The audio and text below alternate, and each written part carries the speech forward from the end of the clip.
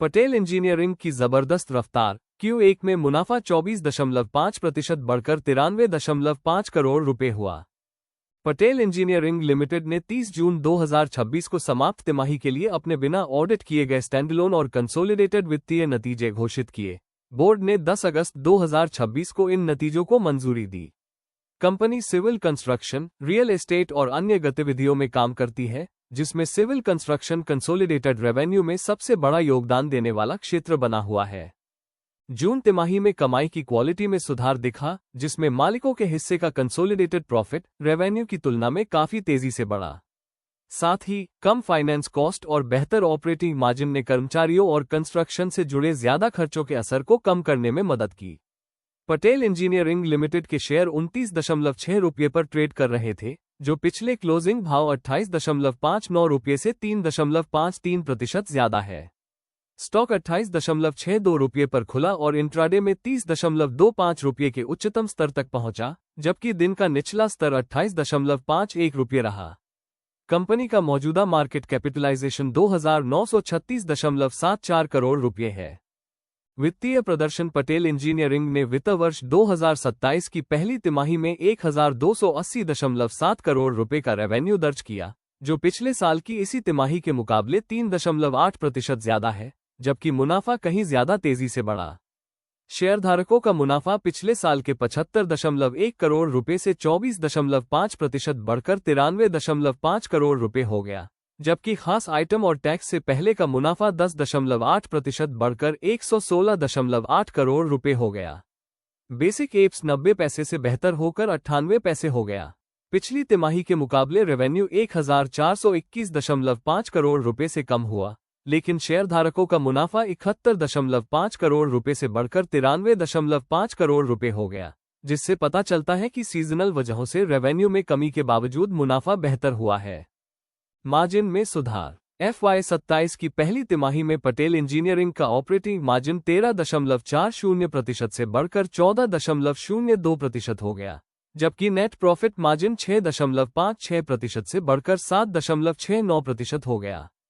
कर्मचारियों पर ज्यादा खर्च के बावजूद कंपनी को फाइनेंस कॉस्ट में कमी से फायदा हुआ। ये कॉस्ट 73.1 करोड़ रुपए से घटकर 61.8 करोड़ रुपए रह गई।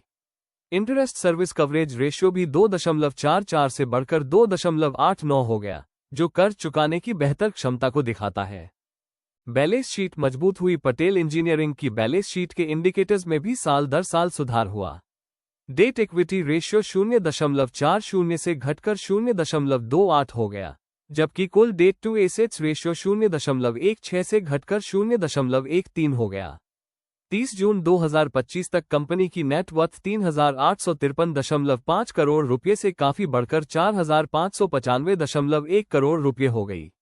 डेट सर्विस कवरेज रेशियो 0.71 से तेजी से सुधरकर 1.41 हो गया, जो कर्ज चुकाने की बेहतर क्षमता को दिखाता है, जबकि कट रेशियो 1.49 रहा, जो एक साल पहले 1.58 था। डेटर्स टर्नओवर भी 6.26 से काफी बेहतर होकर 9.32 हो गया, जो रेवेन्यू के मुकाबले रिसीवेबल्स में बेहतर दक्षता की ओर इशारा करता है। कंपनी ने अपनी क्रेडिट रेटिंग बनाए रखी और अपने सिक्योर्ड नॉन कन्वर्टेबल डिबेंचर्स के लिए 100% एसेट कवर बनाए रखा। सिविल कंस्ट्रक्शन मुख्य ग्रोथ इंजन बना हुआ है। पटेल इंजीनियरिंग का सिविल कंस्ट्रक्शन बिजनेस इसकी ग्रोथ का मुख्य इंजन बना रहा। वित्त वर्ष 2027 की पहली तिमाही में इसका रेवेन्यू पिछले साल के 1232.9 करोड़ रुपए से बढ़कर 1276.8 करोड़ रुपए हो गया। सेगमेंट का प्रॉफिट भी 107.3 करोड़ रुपए से बढ़कर 120.1 करोड़ रुपए हो गया, जिससे कुल मुनाफे में मदद मिली। रियल एस्टेट सेगमेंट 3.9 करोड़ रुपए के रेवेन्यू के साथ छोटा बना रहा, लेकिन 2.7 करोड़ रुपए के सेगमेंट रिजल्ट के साथ यह मुनाफे में आ गया। भौगोलिक रूप से भारत से 1239.9 करोड़ रुपए का योगदान मिला, जबकि विदेशी ऑपरेशन से 40.9 करोड़ रुपए की कमाई हुई। इससे पता चलता है कि पटेल इंजीनियरिंग की कमाई मुख्य रूप से इसके घरेलू सिविल कंस्ट्रक्शन और इंफ्रास्ट्रक्चर बिजनेस से हो रही है। इंडस्ट्री का आउटलुक। भारत में इंफ्रास्ट्रक्चर का आउटलुक मजबूत बना हुआ है। FY27 में इंफ्रास्ट्रक्चर पर होने वाला खर्च कैपेक्स 11.5% बढ़कर 12.22 लाख रुपए करोड़ हो गया है।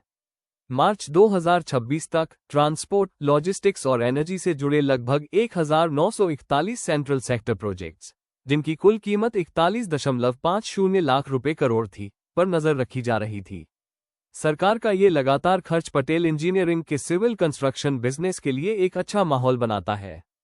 1949 में शुरू हुई यह कंपनी हाइड्रो पावर, बांध, सुरंग, सिंचाई और दूसरे इंफ्रास्ट्रक्चर सेक्टर्स में तकनीकी रूप से मुश्किल प्रोजेक्ट्स को पूरा करने में माहिर है। लंबे समय से काम करने का अनुभव और बड़े इंफ्रास्ट्रक्चर प्रोजेक्ट्स में शामिल होने की वजह से कंपनी को भारत में चल रहे कैपेक्स साइकिल का फायदा मिलने की उम्मीद है। हालांकि प्रोजेक्ट पूरा होने के समय रेवेन्यू मिलने और क्लेम से जुड़े मामलों की वजह से तिमाही परफॉर्मेंस में उतार चढ़ाव हो सकता है।